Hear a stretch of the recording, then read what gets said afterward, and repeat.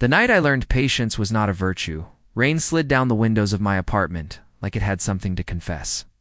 Downtown lights blinked through the glass, taxis coughing past, sirens arguing in the distance. I stood at the stove burning a grilled cheese, the smell of butter and bread filling a room that suddenly felt too large for one man. My phone buzzed on the counter. I didn't look. I already knew it wasn't for me. Asterisk trust works like gravity. You don't notice it until something falls. A year earlier, this same kitchen was louder.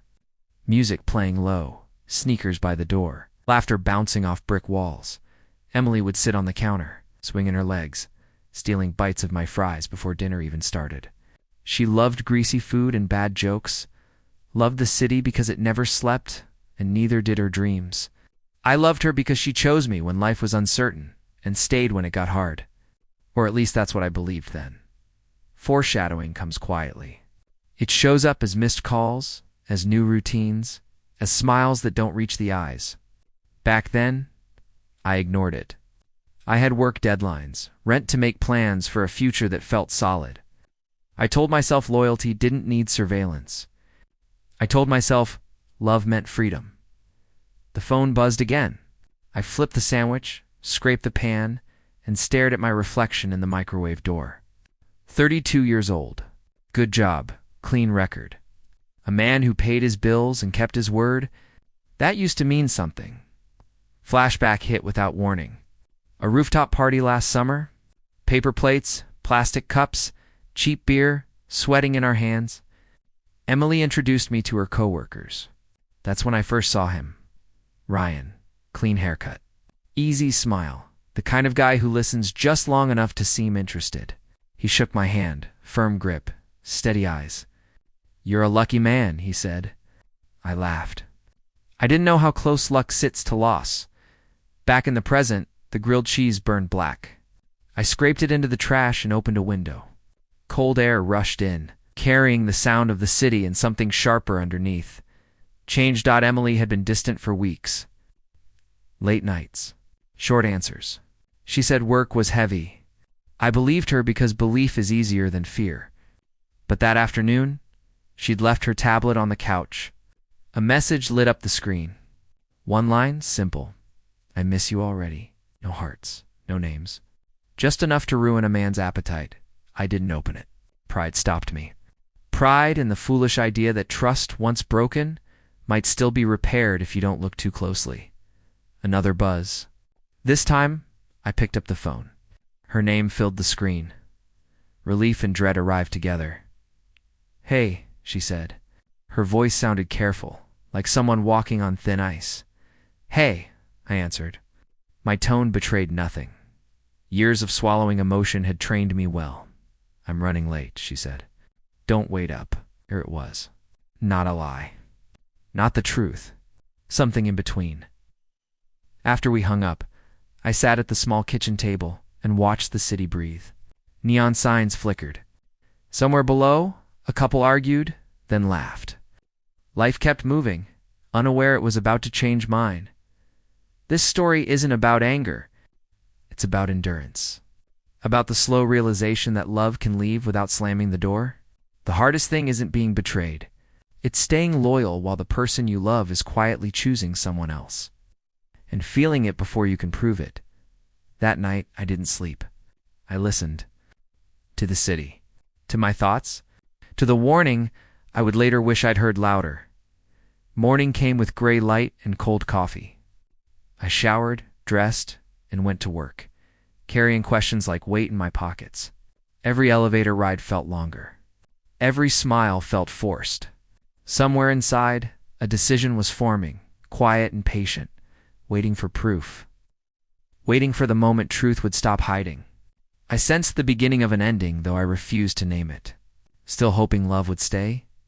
Asterisk, by Tuesday, the city felt louder. Like it knew something I didn't? I walked past food trucks steaming with hot dogs and pretzels. Past office towers reflecting a sky that couldn't decide what mood it was in. At work, numbers blurred. Emails stacked up unanswered. Every sound phone's ringing. Keyboards clicking felt like pressure building behind my eyes. Emily texted once that day. Busy? Talk tonight.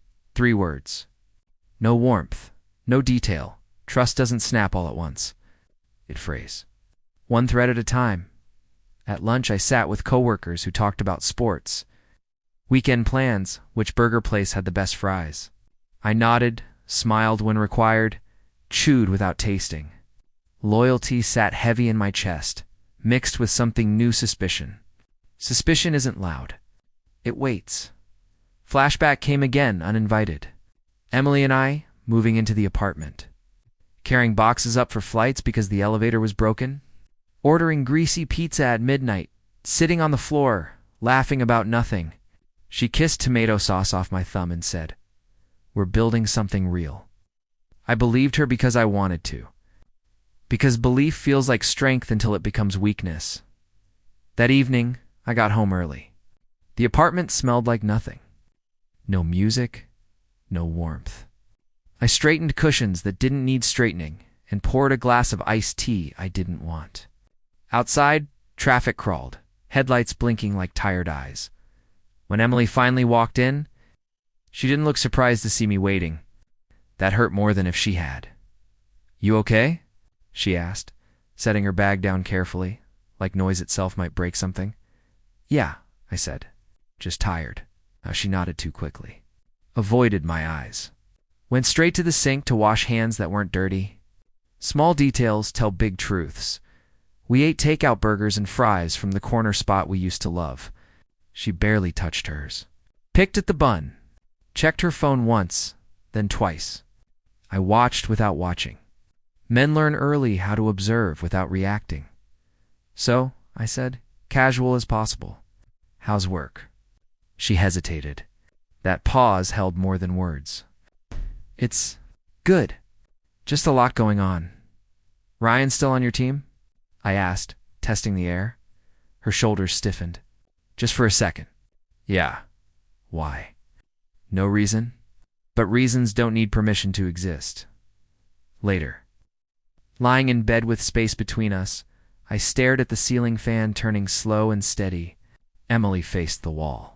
Her phone lit up on the nightstand. Once. Then again. She reached for it, careful not to wake me. I pretended sleep. Pride again. Fear too. Watching someone you love drift away feels like standing on a platform while the train leaves without you. You don't chase it. You just watch the distance grow. The next few days followed the same pattern. Short conversations. Late nights. New excuses. Emily began wearing a jacket I'd never seen before. Bought coffee on the way home instead of brewing it here. Stopped asking if I wanted anything. I talked to my brother Luke over cheap diner pancakes on Saturday morning. Grease on the table. "Coffee too strong? You think she's cheating?" he asked, blunt as always. "I don't know," I said. "I think she's leaving." "That's worse," he said. Maybe it was. That afternoon, I walked the city alone. Past record stores, past couples holding hands, past reflections of myself in dark windows. Every memory felt sharpened. Every corner held ghosts of who we were. Foreshadowing doesn't shout. It whispers. It says, "Get ready." That night, Emily came home earlier than usual. She sat across from me, hands folded, eyes red but dry. People cry before they confess. Afterward, they're calm. "I need to be honest," she said. "Those words have weight.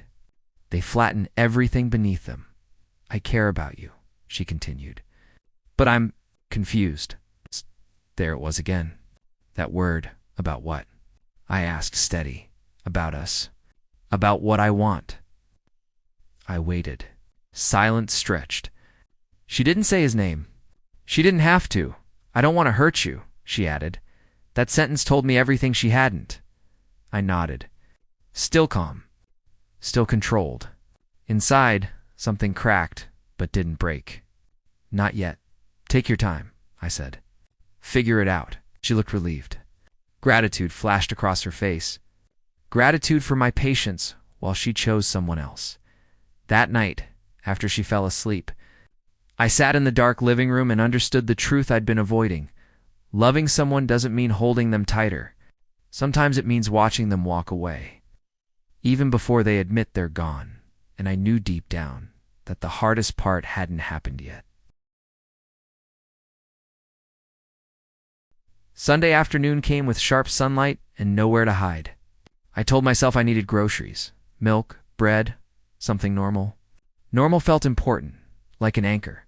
The store sat 3 blocks away, wedged between a nail salon and a gym that smelled like rubber mats and effort. I walked there slowly, hands in my jacket pockets, head clear in a way that only comes when something inside has already accepted the truth. Inside, carts rattled. A kid cried over cereal. An older man argued with a cashier about coupons. Life moved forward with no concern for personal collapse. I grabbed a basket.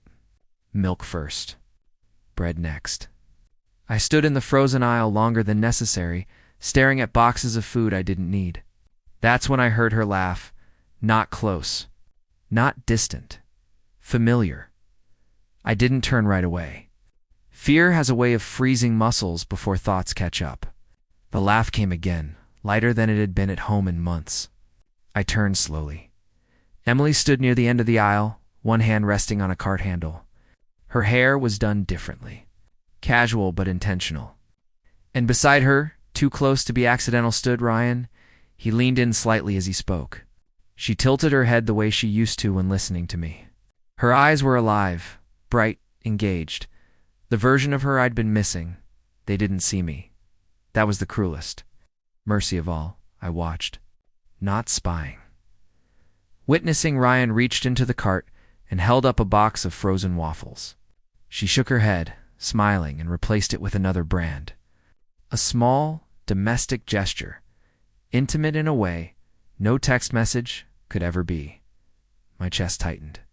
Not anger, not rage. Something colder. Understanding the hardest thing isn't confrontation. It's confirmation. I left my basket where it was and walked out without buying anything. Outside, the city felt sharper, louder. Every sound scraped against me. I crossed the street without looking, heart steady, vision narrow. By the time I reached the apartment, my phone buzzed. A message from Emily. Running errands. Be home later, not a lie. Just edited. I sat on the couch and waited. Waiting had become a skill. I thought about every moment I'd defended her in my mind. Every time I'd chosen trust over instinct, loyalty over pride. Men are taught that patience equals strength. No one tells you when patience turns into self-erasure. Flashbacks surfaced hard and fast. The night Emily lost her job 2 years ago, she cried into my shoulder. I cooked her comfort food, mac and cheese with extra pepper, her favorite. I told her we'd be fine. And we were. I carried us without resentment. I was proud of that. Now pride tasted different. When she finally came home, dusk had settled over the city. She walked in humming, then stopped when she saw me sitting upright, hands folded, eyes steady. You're home early, she said. I saw you today, I replied. Her face drained. Color left her cheeks. She knew immediately. People always do when the truth has nowhere left to hide. At the store, I added. With Ryan, silence fell heavy. No denial, no defense. Just a slow exhale. I was going to tell you, she said quietly. When? I asked. She didn't answer. I stood up. Calm, again. Calm felt like control. I won't fight you, I said. I won't beg. I just need to know one thing. She looked at me then. Really looked. Tears formed, but didn't fall. Do you love him? Her hesitation lasted half a second too long. Care about him. There it was. The truth, dressed in softer words. I nodded. Acceptance doesn't mean agreement. It means clarity. That night, she packed a bag. Not everything. Just enough. She said she needed space. Said she didn't know where things were going. Said she hoped we could still respect each other. Respect is what people ask. For when they've already crossed the line. After the door closed, the apartment echoed. I stood there longer than necessary, staring at the place where she'd been. Watching dust settle, Watching life reset without asking permission? I didn't cry. Not yet. Instead, something else formed inside me. A boundary. A line I hadn't known how to draw before. Watching someone you love someone else doesn't destroy you immediately. It teaches you exactly how strong you have to become next. And that lesson was just beginning. Asterisk, the city has a way of forcing you back into motion, even when your mind wants to stay still.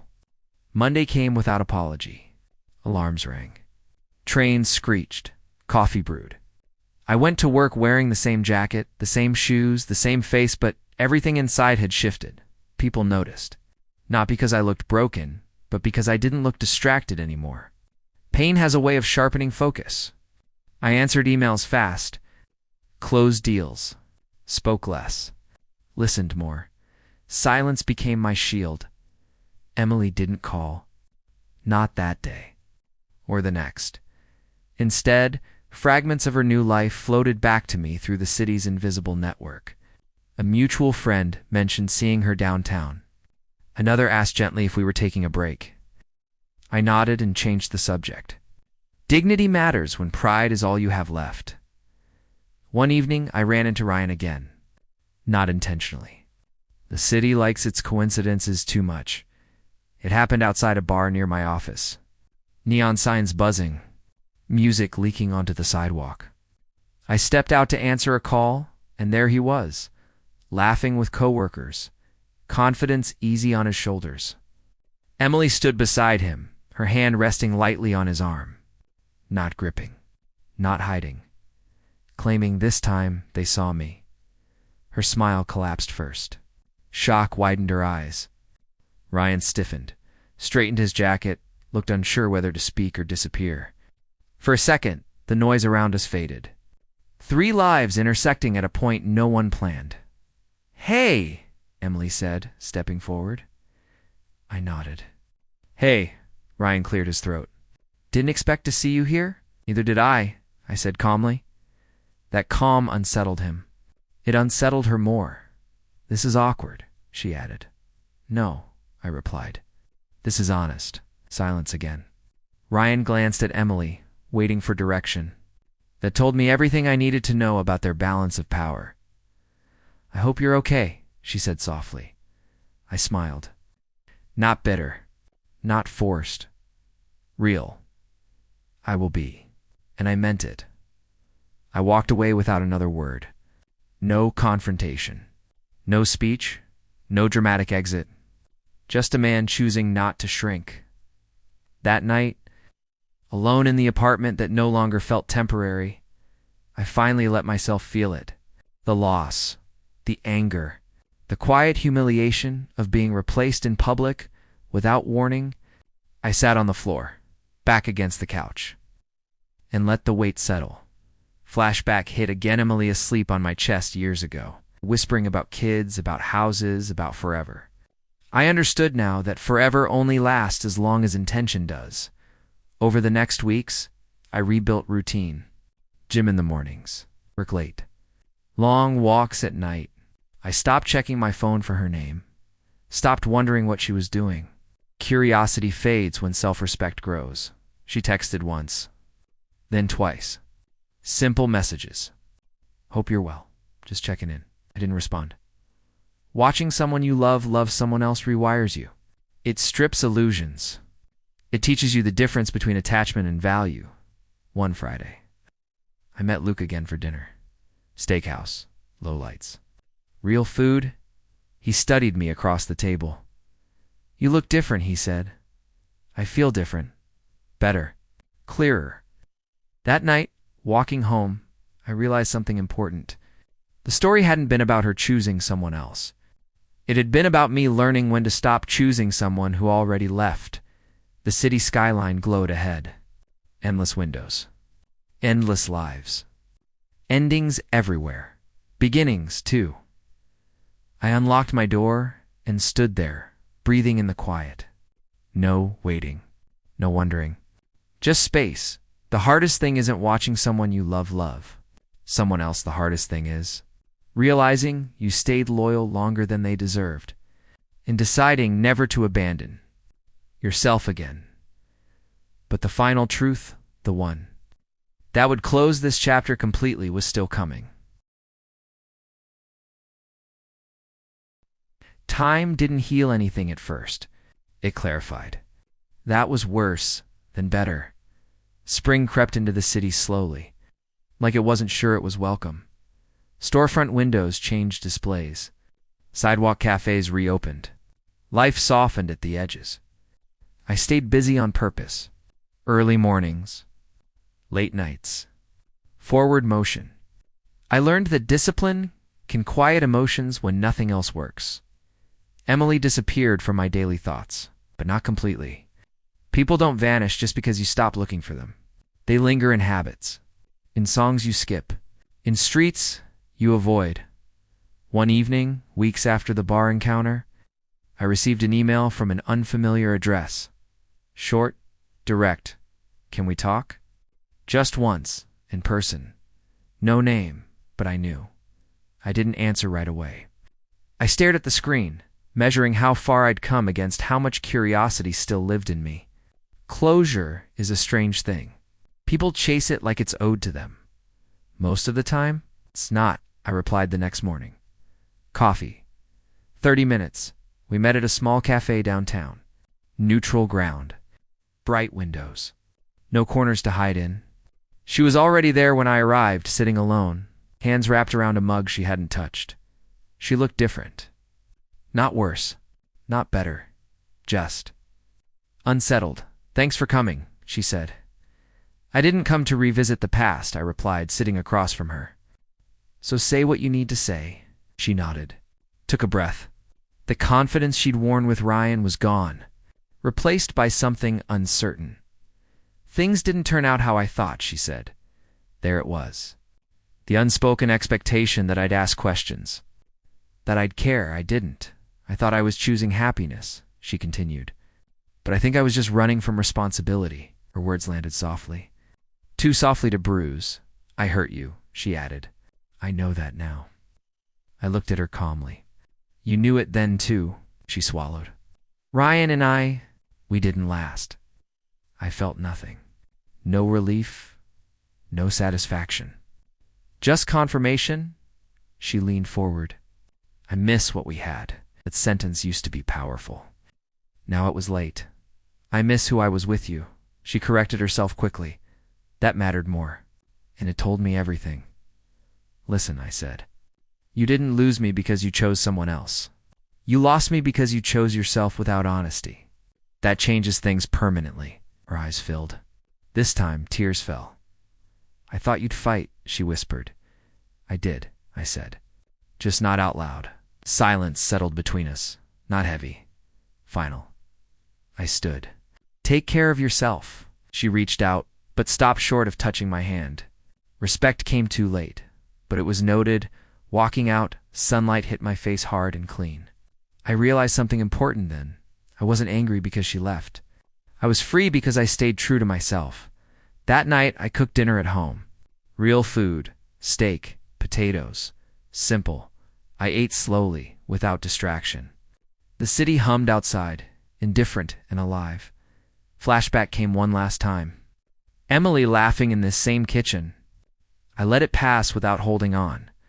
Some endings don't explode. They settle, quiet, permanent. And just when I thought the story was complete, life added one more chapter. One final lesson. One moment that would redefine everything I thought I knew about love, loss, and the hardest truth of all. Summer arrived without asking for permission. Heat pressed against the buildings. Rooftops filled again. The city felt alive in a way that no longer mocked me. I moved through it lighter now, not because the past had disappeared, but because it no longer owned me. One evening, months after the cafe conversation, I attended a small work event downtown. Nothing glamorous. A rented space, soft lighting. Real food sliders, fries, iced tea in tall glasses. Conversations overlapped. Laughter drifted. I stood near a window, listening more than speaking, comfortable in my own quiet. That's when I saw her, not Emily. Someone else. Claire stood near the bar. talking with a group of colleagues. She wasn't trying to be noticed. No forced laughter. No performance. Just present, comfortable, real. She caught my eye by accident, smiled briefly, then looked away. No expectation in it. Later, we talked. About work. About the city. About nothing important and everything that mattered. Time moved without pressure. I didn't feel the need to impress. She didn't ask questions that dug for weaknesses. She listened. That's when it hit me. I hadn't thought about Emily once that night. Not as comparison. Not as regret. Not as memory. Freedom isn't loud. It's subtle. It arrives when your past stops interrupting your present. Weeks passed. Claire and I met for coffee, then dinner, then walks that lasted longer than planned. She asked about my life, and I answered honestly without bitterness, without editing. She didn't flinch. She didn't rush. Trust rebuilt itself slowly, brick by brick, not because I needed it, but because it felt right. One afternoon, walking downtown, we passed the same grocery store where I'd seen Emily and Ryan together months earlier. I noticed it only because Claire stopped to grab flowers from a street vendor. Red ones. Simple. She handed them to me without explanation. For your place, she said. Everyone deserves something alive at home. I smiled. And in that moment, the final piece clicked into place. The hardest thing wasn't watching. Someone I loved someone else. That was painful but temporary. The hardest thing was staying loyal to a version of the future that no longer existed. Holding on out of pride, out of habit, out of fear of starting over. Emily didn't betray me the day she chose someone else. I betrayed myself every day I ignored what I felt. That truth didn't come with anger. It came with peace. Later that week, I ran into Emily one last time. By chance, on a crowded sidewalk, she was alone. She looked tired. Not broken, just quieter. She smiled when she saw me. You look good. I am, I said. She hesitated. I heard you're seeing someone. Yes. She nodded slowly. I'm glad. And for the first time, I believed her. We didn't talk long. We didn't need to. Some chapters don't require closure. They end because the story has moved on. That night, standing at my apartment window, city lights blinking below, I thought about loyalty, about trust, about how love doesn't fail because people change. It fails when honesty disappears. Watching someone you love someone else, teaches you restraint. But choosing yourself afterward teaches you strength. Somewhere, laughter echoed. Somewhere, someone was beginning a story that would hurt and heal them all at once. I turned away from the window and went back inside, not to wait, not to wonder, but to live. Because the hardest thing isn't loss. The hardest thing is learning when to let go on finally doing it.